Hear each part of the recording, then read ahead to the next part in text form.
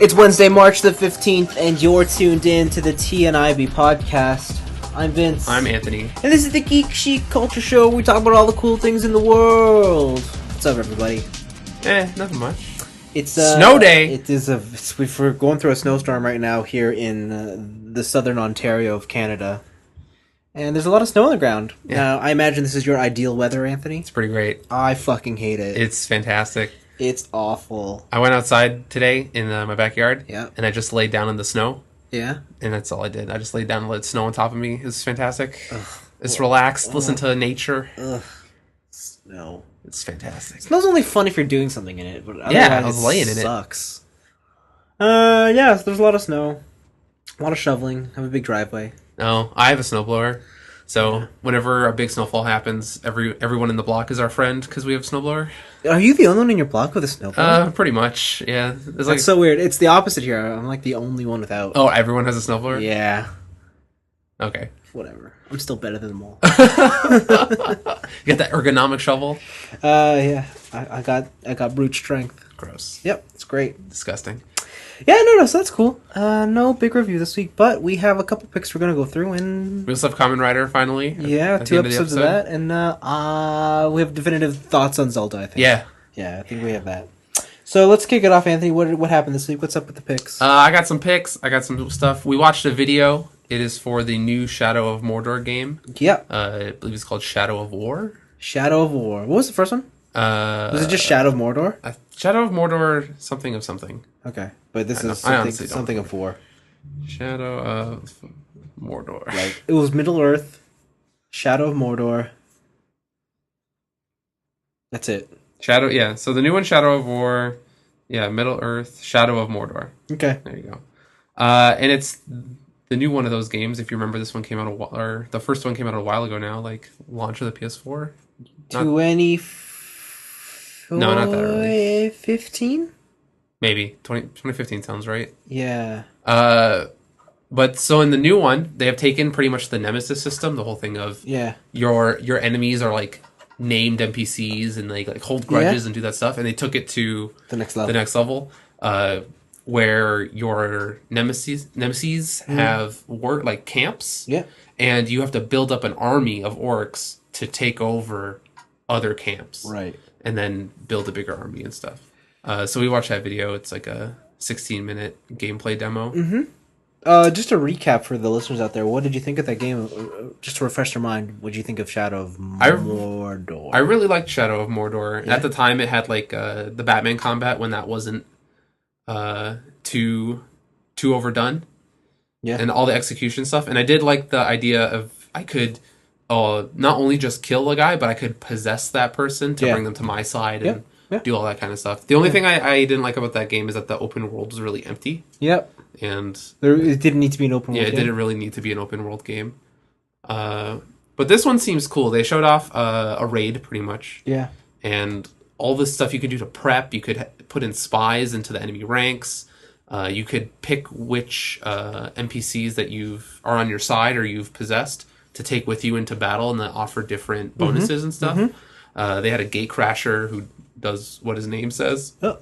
They had a beastmaster who's able to ride through flames and like go over walls and stuff. It seemed pretty cool. Mm-hmm. The only thing is that there's a lot of cinematic events that we watched where I don't know what triggers them. Mm-hmm. And I don't know, it wasn't really smooth. It was very jarring for it to go into from gameplay to cinematic, and then you're just magically on a battlefield okay again. Yeah. Like when they started riding the dragon. Yeah, I didn't realize he got on it, and I didn't realize when he got off. Yeah, he got on a dragon apparently, and then he also got off a dragon, and then someone bitch slapped a dragon, which is pretty cool. It was neat. But it looks really cool. I think that was like pretty much one of the biggest game things that happened this week for reveals. For sure, yeah. I thought I remember the original game. I thought it was cool. I didn't really love it though. I remember I was thinking it was all right, and I didn't understand what the big deal with the Nemesis system was. Okay. I just thought they put names to characters you fight, and I honestly didn't get like why it was such a revolutionary thing. Because remembering it was like they die. Sometimes they come back if they beat you. Yeah, if they beat you, they have like scars and yeah, stuff. And it's like, okay, so they've got expanded memory. Okay. And I didn't quite get it. But this seems like a real legitimate cool step forward in how they've done the Nemesis system. At the same time, it just seems like, you know when... what's that game? I think in Mass Effect... Is it 2 or 3? If you do certain side quests before the final mission, you'll get special things that'll appear. Oh, okay. But, like, special events will happen during that final quest. Yeah. It just seems like they've taken that sort of idea and applied it to everything. Okay. And that's how at least that's how I see the cinematics going. So it depends on how far you want to prep, or if you want to just jump in cold turkey. And that sounds cool to me, just because, yeah, like the stuff I'm doing in the game, isn't just like a number bonus. Yeah, for sure. If they can smoothly bring all those events into your culminating battle, that's really cool. Yeah. No, the game looks cool. I just have no interest. Really? I just don't care. Okay. Yeah. I liked the first one, so I'm pretty interested in it. It's half that, like, the first game didn't really hit me like it did everyone else, and I kind of just don't like that world. Okay. Like, when I think of Lord of the Rings, I think of that, like, hell section being part of it. Okay. Like, I feel you know what I mean? Like, to me, Lord of the Rings is this huge expansive world. It's not just Mordor. It's not just, we're gonna stay in Mordor, we're gonna live in lava. Okay. There's no elves, there's no hobbits, there's no nothing else. It's just oppressive and dark. It's just a human and a bunch of orcs. Yeah, and it's super violent, and, like, that's cool, but that's not what I'm looking for right now. The other pick I have is a GDC talk. So GDC is the Game Developers Conference. Yeah. It happens every year. Yeah. And they bring out free videos on their YouTube channel. And usually the talks are very in-depth into the game industry. So it's like how to program AI that's not super fucked, or are challenges of getting around a certain design. Like, unless you're a developer, like, a lot of these are kind of like way over your head. Yeah. But the people from Nintendo and the people who made Breath of the Wild had a GDC talk. Yeah. And it's up on their YouTube channel now. The talk is called Breaking Conventions with The Legend of Zelda Breath of the Wild. Yeah. And it's an hour-and-a-half talk just about the challenges they had facing turning Zelda into an open world game, so to speak. Right? How to break away from the set, start in a place, get a sword, go to a dungeon, get a better sword, defeat the final boss. Yeah. Wow. Oh. This is why winter sucks. People get sick. Oh, I need a drink. Yep.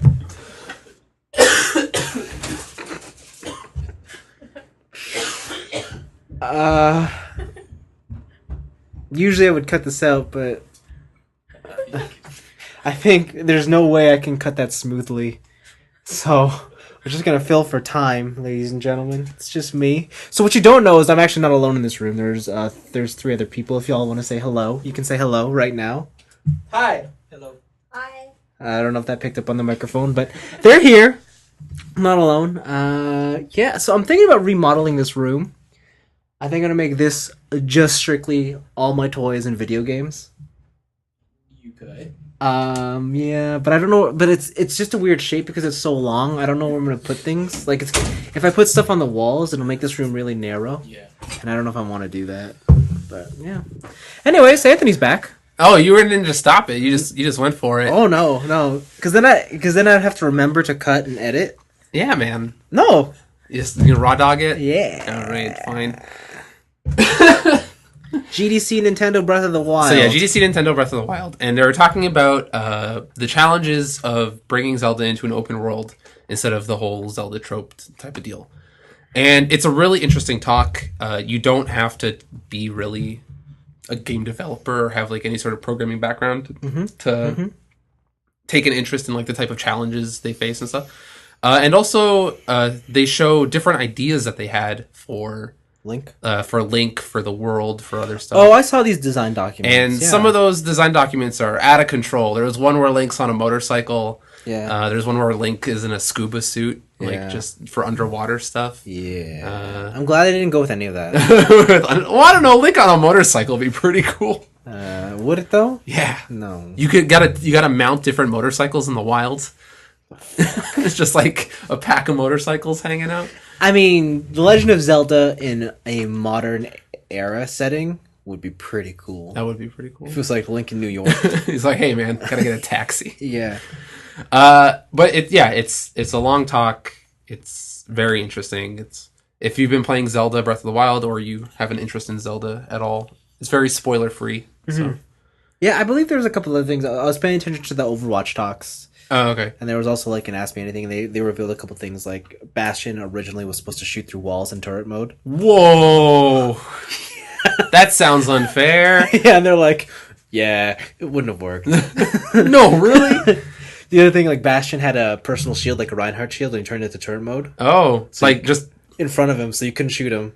Like that's from the stupid. Front. It's so dumb. Yeah, so he had a shield and he could shoot through walls. He sounded so strong. Yeah. Oh my god. No, but the thing that they mentioned that was interesting is that like Overwatch 2 might be sooner than you think. Oh wow. Because they talked about like, yeah, we understand the need for like PvE and like the interest is there, but we don't ever think it's something that's going to happen in this game.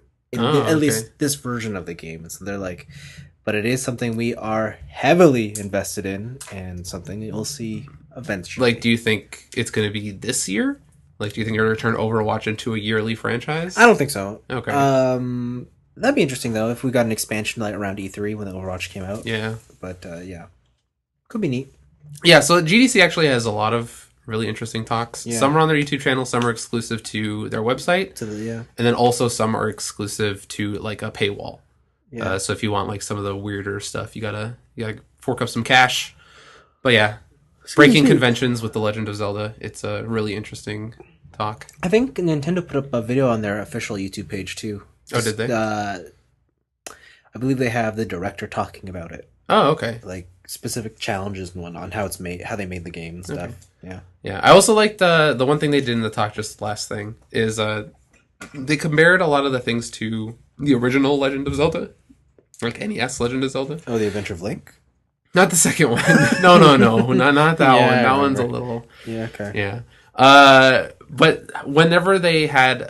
when they were explaining mechanics or ideas and stuff, they would break it down into the 2D level. Yeah. And they'd show like... I saw that. This is how we would do it if it was NES Zelda. But now we have to extrapolate this into a 3D space. And they had like a little like animated GIF or video of a 2D world. I remember seeing that 2D, like a picture of it. It was like, whoa, that's how they were working. Yeah, they opened it up and it's like, what's wrong here? Link is blue. There's a leaf here. What's going on? Yeah, it was weird. It was pretty cool. I like that. So yeah, those are my two picks. I was gonna talk about King of Fighters DLC, but I'm just like, no one cares about that but me. That's so true. That's a bummer. I guess other news. Arissa's getting her full Overwatch release March 21st. Yeah. Which kind of bums me out. I was hoping it was this week because March 21st is Mass Effect Day, and I kind of know I'm not going to be playing Overwatch on that day. Really? You're going to drop Overwatch? I don't know. I'm going to be playing Overwatch on that day. You're going to be doing both. You're going to get in your games, you're going to get your loot boxes, and then you're going to turn in the Mass Effect. Yeah, probably. You're a monster. Right. You're a monster. That sounds about right. Other things too. Formula 1 is well on its way to starting. Yeah. Ferrari looked genuinely fast. Did they? They do. They look fast. Did their car break down immediately after being fast? No. What? They seem to be just as reliable as Mercedes, and if not as faster. Okay. So this year's Formula 1 looks cool. Has the new rule changes really made for just faster cars? Or? Definitely. Yeah. They can go flat out in corners now that they weren't able to. It's cool. The interesting thing is one of the teams, Force India, you'll know them because their colors, they rep the Indian flag. They're orange, and they're green. also last all the time. Yeah, they're like midfield. They're top of the midfield. Top of the midfield? All right. Yeah, so they're like fifth usually. They have a new color scheme this year, and it was just pointed out to me. They're running an all pink car this year. Whoa! Yeah, it's nuts. Cool. Like they have this regular sponsorships, but the car is just pink. Nice. It's really cool. I was like, whoa! Like a lot of teams are running interesting liveries this year. Like Sauber has their 25th anniversary. It's blue and gold. Didn't Mercedes just put flames on their car? They did. I was like, what the fuck? Mercedes put blue flames on their car, and I was like, this is weird.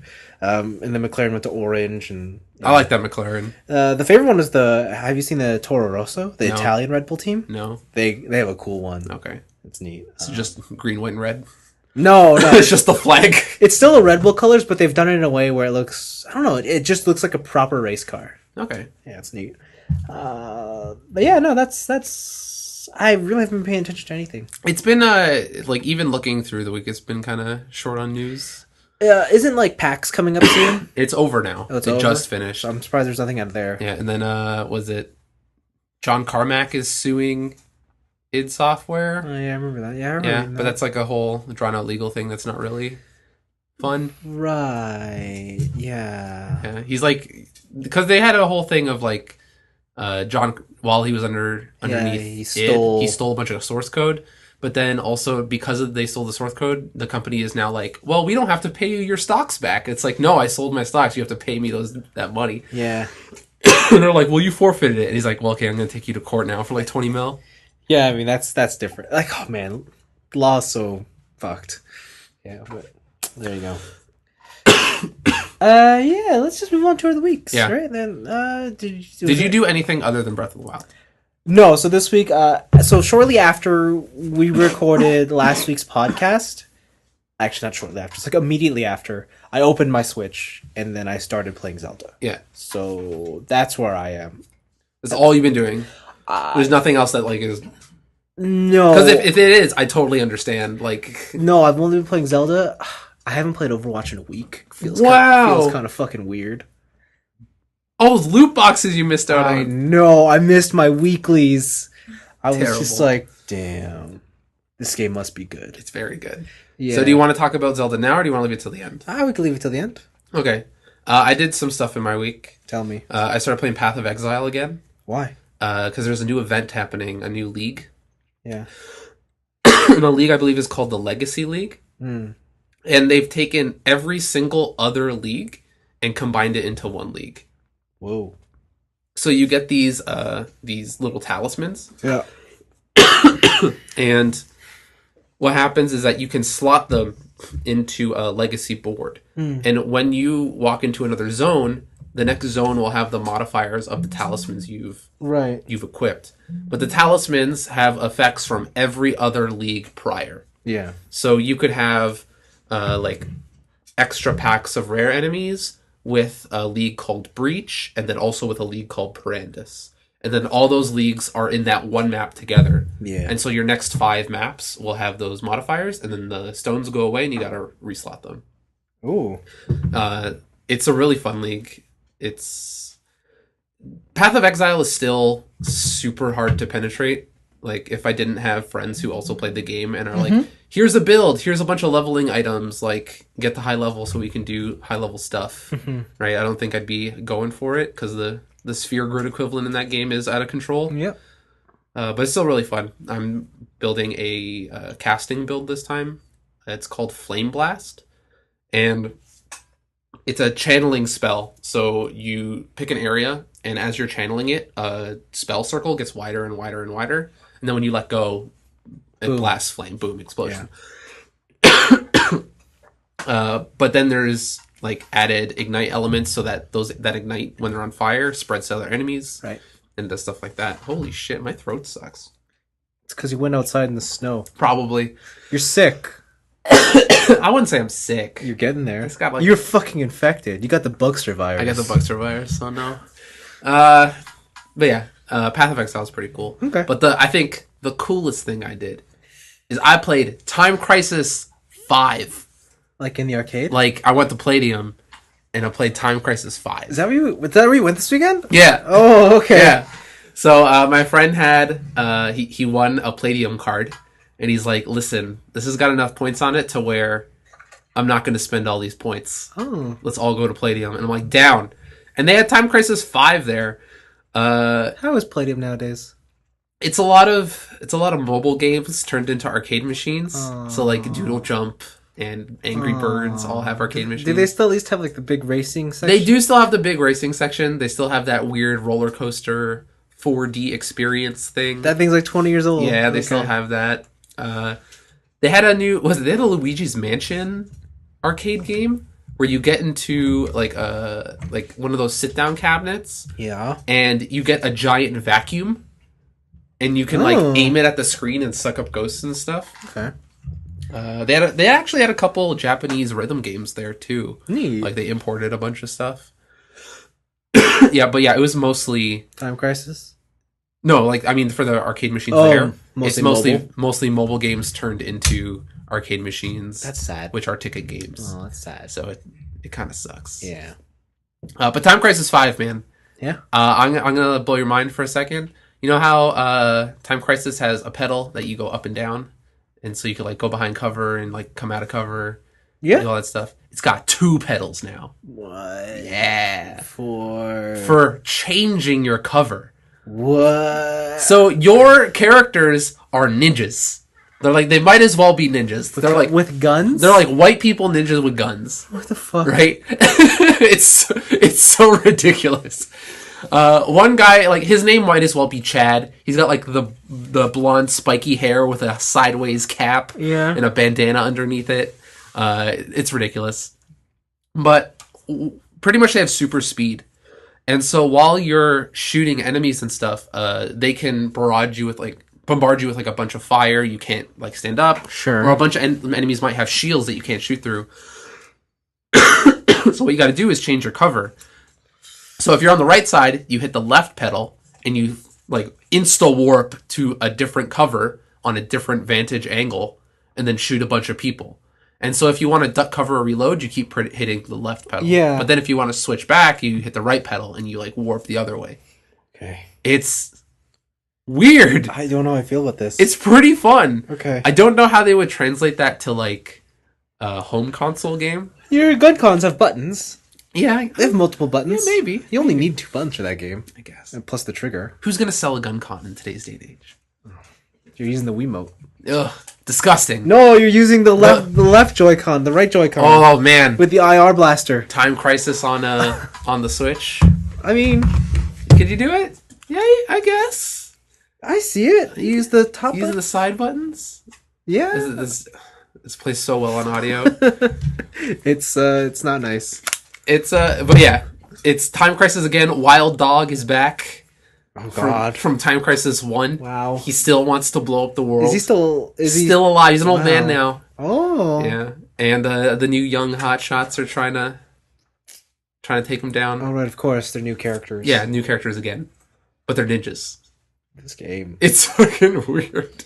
Wow. But like, it's still Time Crisis. Like, red enemies appear, and then their first bullet is like always a hit if you don't duck. Okay. Shielded enemies. You still have different guns, like shotgun, machine gun, right, grenade launcher. Of course. Like, a lot of it is still same old Time Crisis, but it's the way they implement strategy with the pedals. Mm-hmm. Like, there are certain enemies who will throw smoke bombs at you if you're in one cover for too long, and so you have to switch to the other cover. I see. Right? Or like, other enemies are like, you can't see them from your vantage point, so when you hit a different cover, you'll get a higher vantage point, and then you can shoot down on them. Right? It's pretty cool. I really like Time Crisis though, so that's also a thing. Yeah, Time Crisis is great.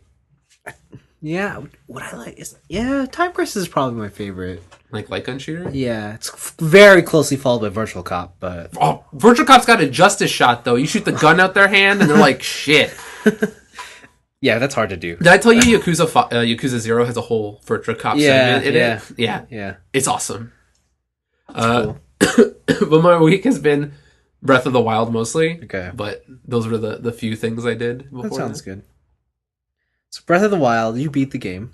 Yeah, I beat it last night. All right. I'm halfway through. Okay. I'm halfway through. Well, I'm pretty sure I'm halfway through. You beat 2 out of 4 things. Yeah. But like, depending on how much you explore, like, it's weird to like ask someone like how far they are in this game. For the context of the main story, I'm halfway through. Yeah. Okay. Right? But like, how long are you going to explore? What are you going to go do? Yeah, I mean, to put into numbers, I've done about 70 shrines. Damn. Yeah. I think I've done about high 50s, low 60s. Okay, yeah. I've done about 70 shrines, so like I'm definitely past the halfway point if I really think about it. Okay. It's a good game. Yeah, so I talked about it last week. I want to hear your thoughts on Zelda. Like what was it that hooked you immediately? Like, were you going straight to dungeons? Were you exploring? So I think what I liked was when you start it just throws you in and it says go. It says defeat Ganon. Yeah, and I was like, that's the coolest. Yeah. When you get that quest that just says defeat Ganon. Like you basically get your tutorial over and it says defeat Ganon, go. And you can that. You get those items at the beginning, those relics, and then you can just go do whatever you want. Yeah, it would be super hard to do it at the beginning, but yeah. But I like how, I don't know how they've done it, but it's an open world game where it works really well in long play sessions as it does in short bursts because of the way that they've implemented the shrines. Like, the game doesn't have really long, elaborate dungeons. It doesn't. A part of me misses that. And even the like the story dungeons aren't super long and elaborate. Yeah. But in its place, it has all these really micro-sized dungeons that are literally one-room puzzles. And I think young me would have hated that because I really liked going back and forth between dungeons and figuring things out. Yeah. But the me of today is kind of like, I'm glad that it's all confined to one room. Right. I can do it, and then I get my reward, and then I'm done. And if I want to do one shrine for this session and go... And that's not to say that there's not super long shrines. There are some shrines that are just like, it's puzzle on puzzle on puzzle. Totally. And to that extent, I think that's where the real magic of the Switch comes in. If I were playing this on the Wii U, it would be a little bit tougher, but like, I find myself doing a lot of that shrine stuff while like I'm in the car waiting for somebody, or if I just have like a couple minutes to kill, but I'm not at home. And is it more convenient, or is it hindering your life because you have it on you at all times? I think it's a bit of both. Okay. Some would say it's a bit of both. but it's really cool that like when you like, for example, like if I go all day and then like 5 minutes here, 5 minutes there, I could put in like a couple play sessions, but then I come home and I could put it on the big TV, and it's like that whole game culture is really cool. Yeah, and just how seamless it is to go from like, here's a tablet, slide it in, take the things out. Like, I won't say that if you have it on the Wii U, you're missing this integral part of the experience, but it is something that is tangible and it adds to it. It's kind of like I guess some would say like VR is to a certain game. Yeah, I've been hearing people say like, oh, you haven't played Res Infinite if you haven't played it in VR. But at the same time, like, you have played it, and it's still good. It's still good. So yeah, it's not super integral, but it definitely adds to it. But I really like the sense of adventure in the game, which is like the thing they had to have gotten down. Yeah, and I'm so glad they did, because if they didn't make that world fun to explore, like, that game is dead. Yeah, I guess I was so like. A part of me has this mentality like, oh, I can't go there because I don't have X weapon or X ability. And sometimes I'd get to certain sections in Breath of the Wild where it'll be like, oh yeah, I can't do this yet. But then I'd be like, wait a minute. I totally can. I just gotta really think about it. Yeah. And you can do it. And it's just like, that's really cool. Like, you really can you can play the game at whatever pace you want. And that was super fun and refreshing. And yeah, it definitely is not as dense as, say, like The Witcher or Skyrim. But there's enough there for me to want to do things. And I think it's got the right level of balance for me in terms of having enough quests to fill my time versus forcing me so far off the track that I get overwhelmed and then you get one-shotted by someone. Yeah, and then I turn it off. The game is hard. I won't say it's like Dark Souls rough, but it keeps me on my toes, and I like that. Yeah, it's like, for as handholdy as Skyward Sword was, and like how pretty much I never died in that game, this is like the exact opposite. Yeah, this, like, people will one-shot you in this game for a long time. Yeah, until you have like plus 10 hearts, you're gonna get a decent armor set. Yeah, you're gonna get one shot a lot, and it's cool. I've always had mixed feelings on weapon durability, being a Fire Emblem person. Yeah, I like weapon durability; it's cool, but it is. Your weapons are like real glass, like they're fragile in this game. Like even now, I would say I've got some good stuff. Things still shatter way more frequently than I was expecting, and that's a kind of a bummer. Especially when you're using a certain type of weapon on something that it's not optimized for. Yeah, like there's a couple times where I ran on some like rare ore pieces, but I didn't have like a heavy weapon or a hammer. So I just started poking it with a lance. Yeah, right, and then like I break one of the ores, but my lance is also done, right?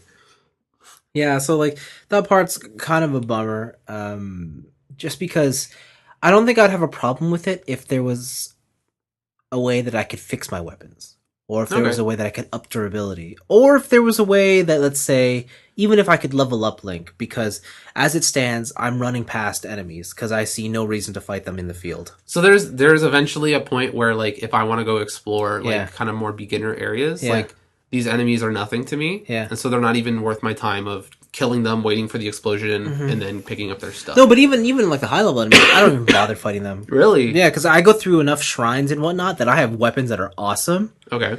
And then I'm like, why waste them on these guys?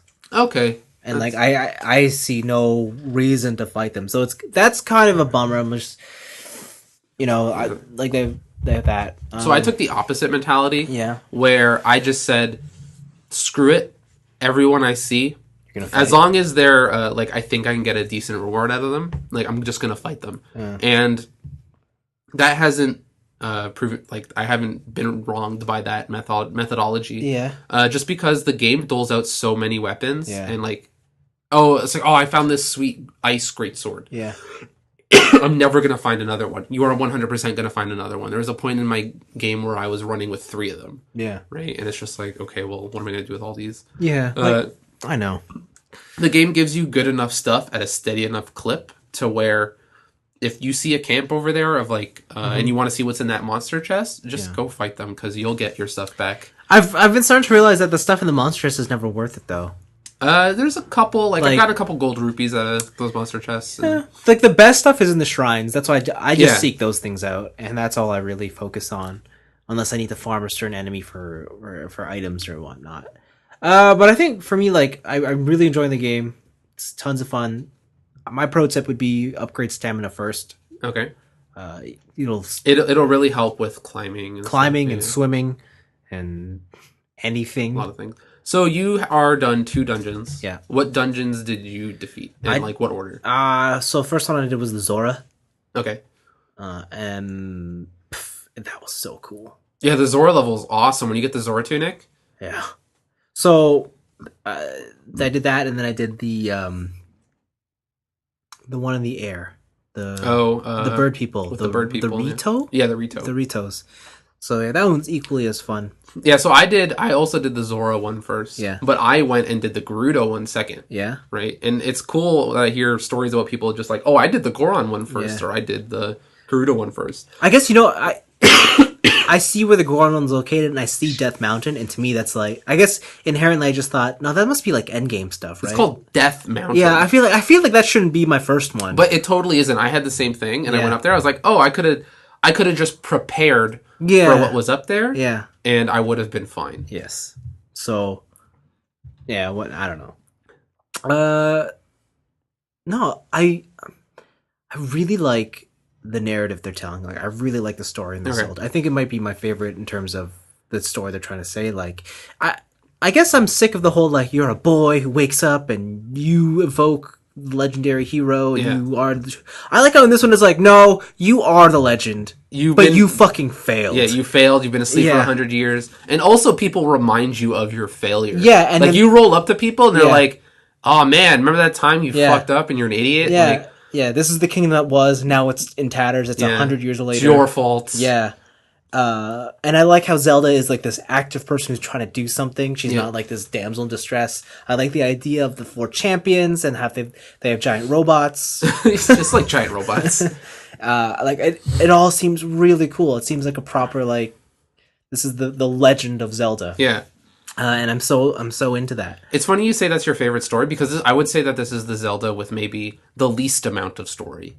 Or the least amount of mandatory story. Yes. Because if you want, you can just do 4 dungeons and go to Ganon and then do nothing else, right? Yeah. But there's still the flashbacks that you can find. Yeah. So I'm gonna try and do all the flashbacks before I go beat the big bad. Yeah, there was a couple lines of dialogue within when I beat the final that game, just had no context. Where I'm like, oh, if I had gotten all these memories, you would have made sense. Not would have made sense, but would this have changed the dialogue? Oh, interesting. Right. There's like the way they phrase certain things and the way some people talk to me in that final ending. That makes sense. Yeah.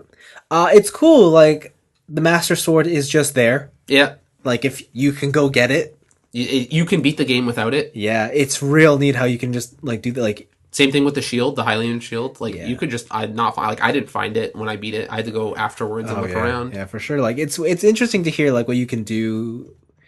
I really do like how the game isn't gated off in any way. Like, you can really do anything from the outset, and there's no worry about it being limited on item count or ability. So that's real fun. My Twitter was full of people who, when they started the game, 3 hearts, no upgrades. They just said, "F it, I'm gonna get all the towers." Yeah, and they did. And you can totally do that. You can get every single tower immediately. Like, it's, I don't know. We keep repeating it, but it's just like insane that an open world game truly isn't gated in any way. Like, you don't have the Fallout New Vegas thing of like, oh, I went over here and I ran into like 50 Deathclaws and now I'm wrecked. Yeah. Right. And there's actually no way no matter how much I prepare for what level I am, I cannot do anything in this area. But in this game, it truly is like everything is open, everything is explorable. I think I don't really like anything to do with the menu in this game. And the menu. It's not the greatest. Like sorting helps, but the inventory system sucks, especially when you get something in a chest and it's like, oh, that's cool, but then it's like, oh, your inventory is full, close the chest, then I have to press pause and open the chest or open my menu and then drop a thing manually and then open the chest again. It's like, how come I can't just do that when the chest opens? Or why didn't it give you an option just to be like, hey, your inventory's full, why do you want? Yeah, what do you want to swap? I think the thing that really pisses me off is the cooking. Cooking sucks. Cooking is partially necessary, but also sucks. Yeah, it's insane to think that this game has, like, I can't believe this Zelda game has an adventure log, like a quest log, has a compendium and a picture thing taking. Yeah. But they don't have a recipe book that I can't just call from. Yeah, or a way for you to just like mass cook or something. Exactly. Like, I want to cook 10 of these. Yeah, and it sucks because cooking in this game is actually super important and I feel is super beneficial, especially early on if you want to do certain things. Did you end up doing elixirs and playing with around with that? Yeah, like that stuff is important too. Very important stuff, and if they just make it so difficult. Or not even difficult, they make it tedious. Yeah. Because like if I want to make like a meat skewer that raises my attack, but it also heals 10 hearts. It's pretty much trial and error. And once I've made it once, I have to remember that. It's like, okay, it's 3 meats and then 2 of these attack things, right? Instead of 2 meats and 3 of these attack things. Yeah. I was saying, we were talking like, did you find the durians? Because those are the best things. I did not find any durians. When you find a durian, try and get 5 of them and then cook them all together. You know what you get? What? Full restore plus 20 hearts. That's what I did with Hearty Truffles. Oh, yeah. So you get full restore and then a whole bunch of bonus hearts. Yeah. And I thought I could cheat the game because I thought I could use those bonus hearts as like Master Sword hearts, but you can't. You can't. I think when I saw that restriction for the Master Sword, and I'm like, there's no way they're gonna let me use the temp hearts. Yeah. Yeah, there's no way. They didn't let you. Yeah. I like the way that there's a lot of things in this game that are little homages to past games, including the soundtrack. But including the soundtrack. Yeah. But they're not just like, hey, like on Tingle Island, here's Tingle. Yeah. Right. It's pretty much like they're just like, here's a name. We're referencing the old thing, but we're still this new Zelda. There's a lot of neat things that remind me of Link to the Past. When you first get to the Master Sword, it's in the forest. Yeah. There's that identical path, and instead of the animals, they have the little Korok dudes who are like scampering around. It's really cool. Throughout the world, you'll find these swords that you might think is the Master Sword. They're just everywhere. Yeah, the one at the beginning. If you go to the little thing near the Temple of Time, and there's on a pedestal. I was like, is that the Master Sword? And like, it's a fake one. It's a rusty sword. Son of a bee. Yeah, and there's that's all over the world. I'm like, oh, that's amazing. Yeah, no, it's a good game. I think my biggest complaint is I don't like the title. Breath of the Wild? I don't like it. It's whatever. I don't like it. It doesn't evoke like when like A Link to the Past, I always felt was like one of the best names for Zelda, or Ocarina of Time. Breath of the Wild just doesn't really signify anything in this game that is like it does. I think it more signifies the change. Like it's like the wild. It's open. It's I guess, but it just seems so broad and vague. Like I have no idea what it's like. I don't feel like it. I just don't like the title. I guess like all other Zeldas are pretty on the nose. Yeah, like Link's Awakening. Yeah, Skyward Sword, the Twilight Princess, and it's just like Breath of the what are you trying to say here? I don't know I won't talk about the final boss. Yeah, but like there's some stuff in there that's like you could extrapolate it out that way. Yeah, but it's not definitive. Yeah, it's not. And that's a dumb complaint. I think my least favorite thing about this game is when it rains. Yeah, because I can't climb. So is there any benefit to rain? in this game? No. It's all downsides. You want to get shocked. It rains a lot in this game. Do you want to not be able to use your bomb arrows? Oh, yeah. So when it rains and you use your bomb arrows, they're just regular arrows because the rain hits out the fuse. But they still count as bomb arrows. You're wasting. God, sucks. Yeah. I miss certain items that I thought this game would have that it doesn't. Like a hook shot? Yeah. Yeah, I kind of want a hook shot too. But I mean, like, that would make the game super simple. Like a spinning top? No. Like a Beyblade you could ride? Maybe. No. Like in Twilight Princess? No, but I do miss, like, the hook shot. I miss the iron boots. Okay. I miss a lot of classic there's things. really no underwater play in this game at all. You can't dive. You can't fish. You could fish. Can you fish with a rod? You could fish with a bomb. That's not fishing. I took a bomb into the river and blew up the river. That's not fishing. That's fishing. That's efficient fishing. No. All the fish die and I collect them. I don't understand what your problem is. That's bombing. But yeah, like that stuff kind of is a bummer. But you can surf on your shield, and that's really cool. I have so many stories of like an enemy just like totally wrecks me with a heavy weapon, and while I'm falling down a mountain, I recover and I'm just like shield out, and I slide down the mountain and I'm out of there. Yeah, I've broken so many shields that way. Yeah, if you do it on something that's not soft like sand or snow, it will degrade your shield. It's fun.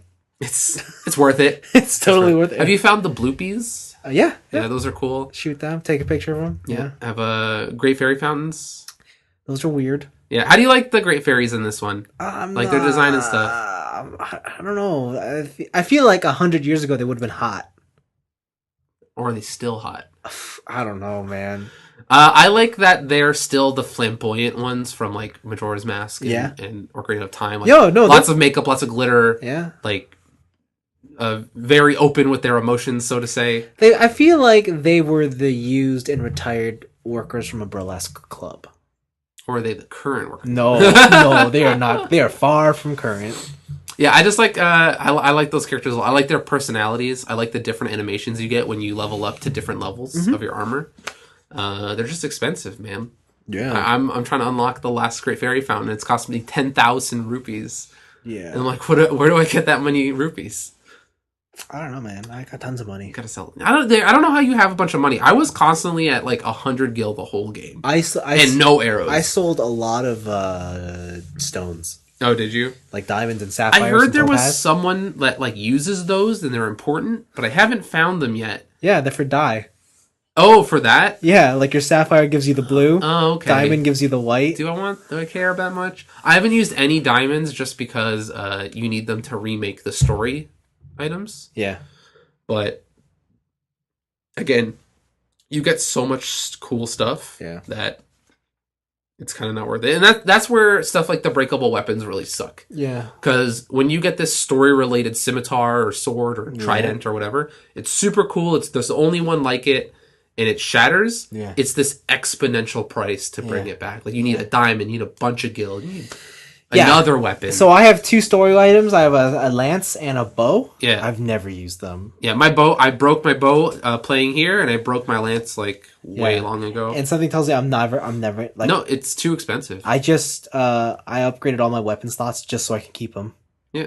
And that's it. And there are other bows that are like other weapons that do what they do, but also better. Yeah. Right? So I gotta ask, where would you rank this in the pantheon of your favorite Zeldas? I just beat it yesterday. I want to let it simmer. I don't know yet. I don't know if it beats Majora's Mask. It's easily number 2. Yeah, I don't know. Like it might go Majora's Mask, Breath of the Wild, or Ocarina, but like the thing to me is at the time, Ocarina of Time was the closest game to being perfect that I could think of. Yeah. Right. That's a fair assessment. It broke all kinds of new ground. I couldn't think of a bad thing to say about that game when I was younger. And like, to be honest, not really now. Like if I take into consideration what it was for its time, like I don't know if I would have any complaints about that. But the exploration, the whole new fresh coat of paint on Breath of the Wild is just enough to get over certain mild annoyances. Yep. Totally. You know what it's missing? Fierce Deity's mask. That's what it's missing. If I can be Fierce Deity Link. It's coming. Is it? It's coming. All right. Then maybe it's number uno. I don't know. Wow. Can the moon crash into the earth at some point? No, but this game's got a red blood moon. It does have a red blood moon, and it has my favorite music when the red blood moon comes up. It's so creepy. Man, the blood moon's so annoying sometimes. Sometimes I'll clear out a whole place and be like, blood moon time, resurrect! And then they all resurrect, and there's more of them, and they're all stronger. It always happens at the most inconvenient opportunity. Yeah. How do you like the Fang and Bone shop? Have you been getting anything from there? I haven't really explored it out too much. I've just been doing a lot of, like I said, most of my time has just been doing shrines and some side quests. Okay. Got some cool horses. Yeah, I saw you got a really cool horse I haven't found yet. I want that horse. Mikey, he told me at the beginning of the game. Damn, I want it. He's like, yeah, right at the beginning. You just jump off and get it. What? Yeah, I came across it when I accidentally was wandering around the wall. Oh, okay. All right. I gotta check then. He's huge. Yeah, he's Rao's horse from Fist of the North Star. I posted that picture on Twitter. A lot of people are like, that's Lubu's horse. Yeah, that's Lubu's horse. That's Rao's horse from Fist of the North Star. That's any like bad guy horse. Yeah, he's sick. And I want it. Yeah, I want to get those the horse armor you said from Fang and Bone for it. Yeah, the dead armor or whatever. Yeah, that'll look cool on that horse. Real cool. I just got all the enemy masks. Yeah. So you can like wear these masks and like it'll trick the enemies into thinking you're one of them for a little bit. Yeah. And it's really ridiculous because you're still a human but with like a shitty mask on. Yeah. It's pretty sick. But they're fun. So Zelda's a very good game. I could probably, I'm only, like I said, I'm halfway through. I could probably say that this is easily my favorite Zelda game. Really? Like more so than A Link to the Past?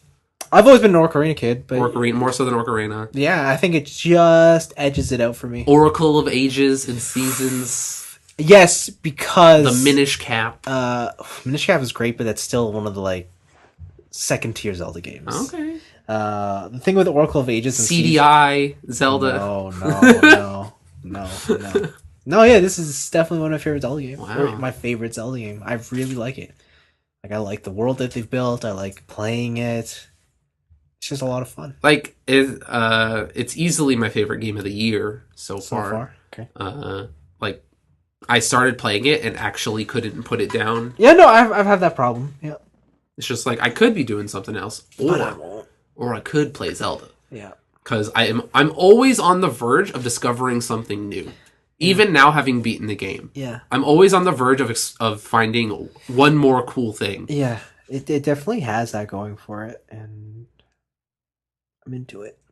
Did you end up seeing my tweet about the Gerudo outfit you get?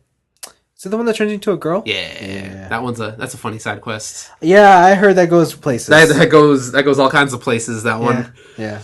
So. Or the sand seals. Do you see those? I don't think so. Oh, I think my favorite part about this game actually is that this game understands me as a human being. Okay. Because it is full of puns. There are puns everywhere. Yeah, okay. There's a guy you go he has a mini game where it's snow bowling. Yeah. And you roll a snowball down a hill to go bowling. Yeah. And like before you go to roll your first ball, he's like, "Snow 'em how it's done." And I'm like, boom, 10 out of 10 puns. When you go rent a sand seal, you talk to the lady and it's like, "Let's seal the deal." And it's SEAL. Oh, it's fantastic. The worst thing about this game is having to be in a raft. Be in a raft? Fanning a raft? Oh, that sucks. I've only ever done that like once or twice. It's awful. Sucks. I once broke the leaf. How did you break in the middle of the ocean? Wait, like you broke it on the... TJ and Mikey were there. I broke it while I was doing it. It was I couldn't do anything because I didn't have enough stamina to get back to shore. Whenever there's an option to either take a raft or like that kind of stuff, I'm like, screw it. I'm going to find a really high place, climb up there, and then paraglide. You can't use the raft to get to Skull Island. Or you have to use the raft to get to the one where it takes all your stuff? Yeah. No. Oh, you can fly there? I flew there. Oh my god. I went to the shrine at the top of that giant hill, and I flew all the way there. Jesus. Yeah, no. Screw rafts. The rafts suck. I took the raft there. You're a bad person. Rafts suck. Yeah, it does suck. Did you beat that island? Yep. I got to the final challenge. Yeah. Where you face the Hinnock or whatever. Oh, he was the second one for me. Oh, he was the last one for me. And? I died because I got struck by lightning. Oh. Because I was trying to do the thing where I tried to put like a metal weapon near him while he was sleeping, and then lightning would come down. Yeah. But I didn't get away fast enough, and it just struck me down. And so when I loaded my save back up, I was outside the island with nothing completed, and I'm like, I'll do this later. Oh, did you get back to it? Nope. Oh wow. Not yet. Sucks. It wasn't fun. Yeah. I'll tell you, the reward's not worth it. Oh no! I assume it's an orb. Yeah, and something else. Okay. Completely not worth it. 10 rupees. You're pretty close. Oh no. But yeah, no. Love the game. It's fantastic. Yeah. It could use a little bit of like I could use at least one big chest where like it's the whole cutscene, open the thing, and you get the whatever the important item is. Yeah. Sure.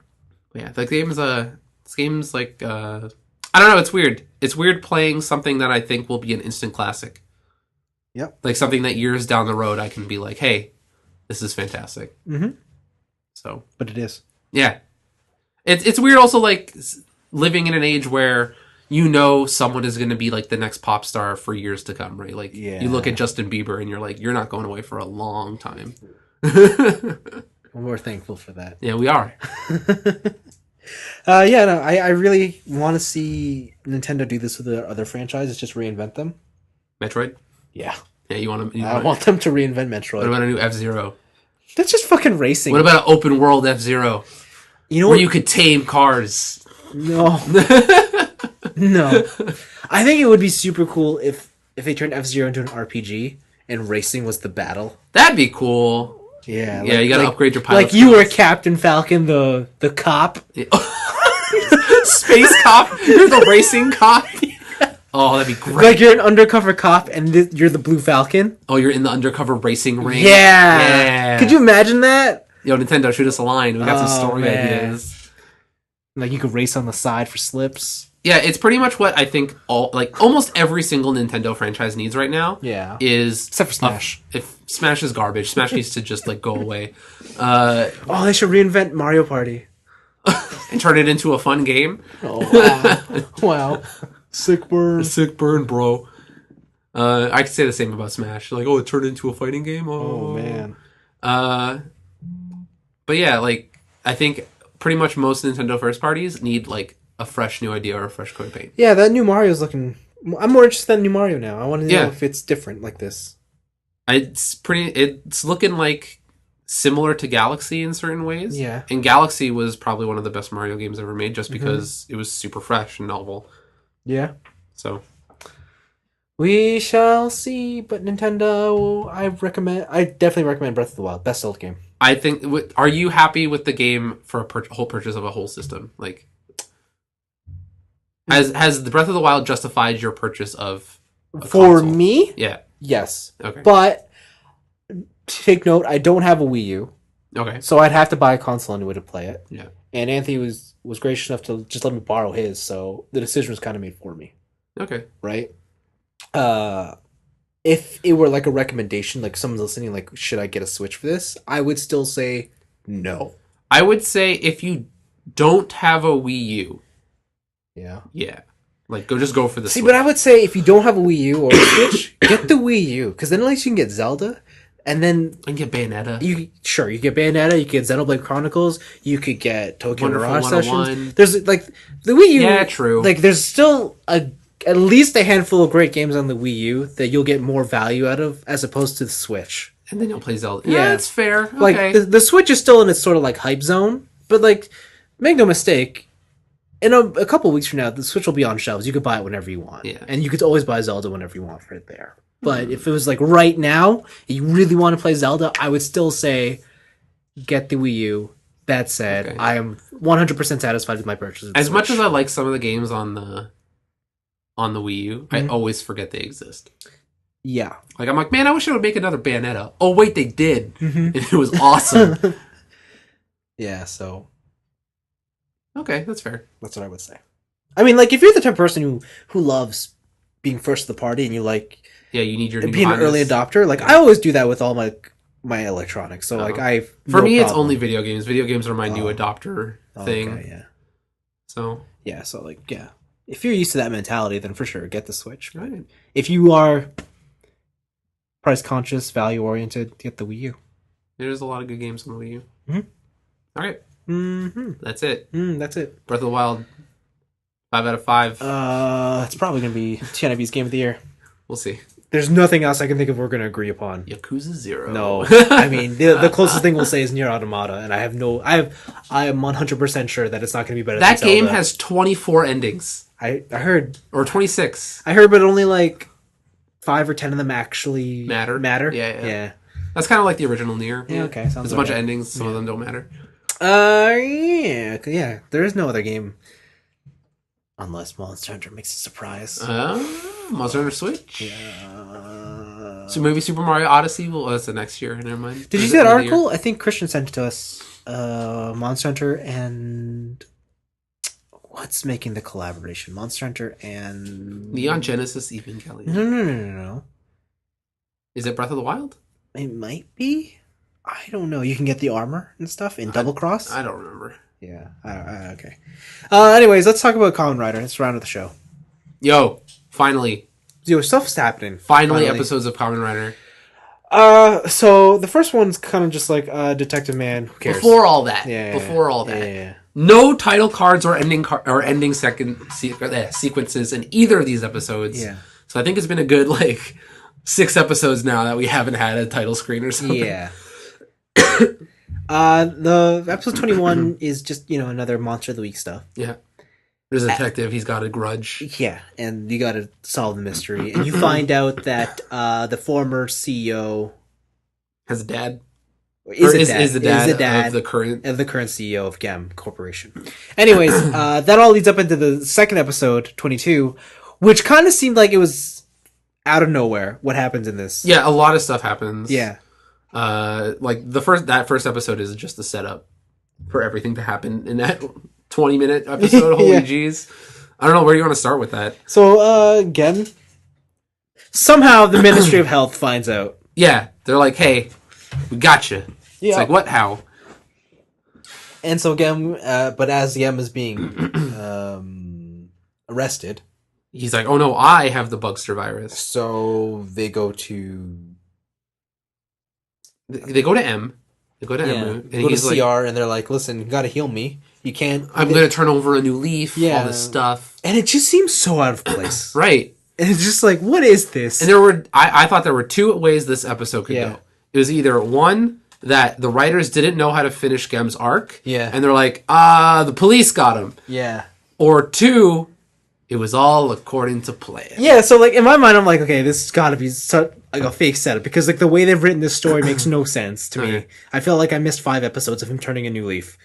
But so yeah, I was always confident that it was just a fake out. Yeah, and M is all like, oh, I'm a doctor, I'll save anyone's life no matter who it is. At the same time, Hero and Snipe and the girl, they're trying to make a new cart, which basically is a game genie, which reprograms. It lets you re-roll a class, but someone else's class. Yeah. And that seemed pretty interesting. But yeah, and then so X8 heals the zombie man. Yeah, he heals Gem. And then Gem just... It's like, muhaha, I'm evil. Yeah. Why didn't you understand this beforehand? I'm the evilest. He started using the Dark Hado on people. Yeah. He unleashes the thing he's been threatening for the last couple episodes, which is level X, the one where a level cannot be calculated. Yeah. It's like the mysterious X factor, literally. Where he's become Kamen Rider Algebra Unknown Variable X. Right. Yeah. And he does it. He comes out his punches have weird darkness coming out of them. Yeah. His zombie army is just more of him. Yeah. Because there's the part in that episode where it's like, why is Gem here? Yeah. Because he's in his dark X8 form. It's like, why is he here? But he's also dying over there. Yeah. Yeah, and then he basically crushes everybody. He destroys everyone. And then he slicks his hair back, and he goes back to his CEO chair, and he sits with down. all his army. Yeah, and he sits down, and he's like, home sweet home. But the biggest thing is that when he zombie-armied M, yeah, destroyed the rider belt. Oh, right. Yeah. So apparently you said something like this happened in Gaim. Yeah. Where the rider belt got cut in half. Yeah. But I've never seen anything like this in a Kamen Rider, so I don't really know how they're gonna Maybe they're gonna get the new belt that has 4 slots. It's like the 32X belt, and then you get the expansion. Yeah, when they did it in Gaim, because in Gaim they're all samurai. Yeah. So they just take the sword and they're like, sing! And they cut a belt. And they cut a belt in two. That's cool. It's like, oh! Yeah, no. All right. Cracked belts and stuff happen, and broken belts. They generally are a regular occurrence. It happens. So I want the new upgrade belt or the proto belt. Yeah, I wonder what the new belt would be. Do you think it's just more upgrade slots? Like you just get expanded memory? So it's like 4 in there? Yeah. Because those level 50s take 2 slots, right? And you can only use one side. Yeah. Like, what if I had 2 level 50s, like level 100, and then it's a mix of the 2? Yeah. Because they are combining a bunch of stuff. Like, Kantai Collection is a mix between Snipe and Kantai Collection. Yeah. What I really like about the show is I like how the powers are restricted to these cards, but these cards, just from the various nature of the story, they've been shuffled around through different characters. Yeah. I really like that. So everyone gets to use them in a different way. Yeah, and sometimes only one person has them, and like through circumstance, they can't. Like, I really like how Brave and Snipe have to share one. Yeah, to be in their ultimate that's a forms, fun dynamic and too. like the way that they have to. It's not like, oh, we're best buds, you use it. It's just like they have to barter and shit for each But it's other. also like the secret relationship of like, I gotta say I hate you, but really I'm gonna put myself in a more dangerous situation, but like make you think. So like we all see heroes turning over like a more friendlier buddy side. Yeah, without explicitly being like, hey, let's eat cake together. Because for a long time, Hero, when he would talk to M, he wouldn't look at him. He would look at a wall. Yeah. And now he looks at him, so it's fun. I'm gonna say it right now. I think Hero's gonna die at the end of the series. Oh, okay. You think there's gonna be another main character death? I think Hero's gonna have to die at the end. All right. I think when he finally becomes like the best friend that M wants, he's gonna die. That's just how I see it. Well, that would be in line with our favorite bike. Yeah. Right. Our favorite Kamen Rider bike. Like he finally revealed himself, and he had his true nature revealed, and then. Hey, how's it going? Boom, you're dead. Yeah, and then he'll be dead. And we'll get a scene of him in spirit form with his dead girlfriend, and they're eating cake together and shit. There's nothing I cannot cut. There's nothing we cannot cut. We cannot cut. Oh, how could I miss that? That or she's putting another belt on him or something. I don't know. So yeah, Kamen Rider, man, a lot happened to make up for like 2 weeks of no episodes. Yeah. I'm pretty happy. Yeah, it seems like it's finally getting to that next arc. Not about monsters and stuff. So what episode is this? 22. It's about halfway through the series. Yeah, there's usually like 49 episodes, 48. Okay. Yeah, almost halfway. Yeah. The show keeps surprising me in ways that it changes it up. Yeah, fun stuff. I like it. Awesome. Thanks for listening, everybody. Oh, that's it. Yeah, that's it. If you got any questions or concerns, you know where to find us. You should go play Breath of the Wild. Or buy Switch. Yeah, or Wii U. Yeah. Oh yeah. Right. That's right. Wow. Just on that Switch train. Yeah. You were looking at your Switch and you're like, you should buy a Switch. And you're like, oh, it's so cute. I still want red Joy-Cons. Yeah.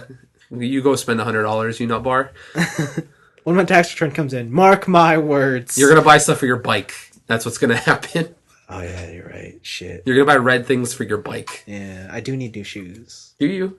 No. But my shoes could be lighter. We'll see. Okay, on that note, we'll see you guys next week. See ya.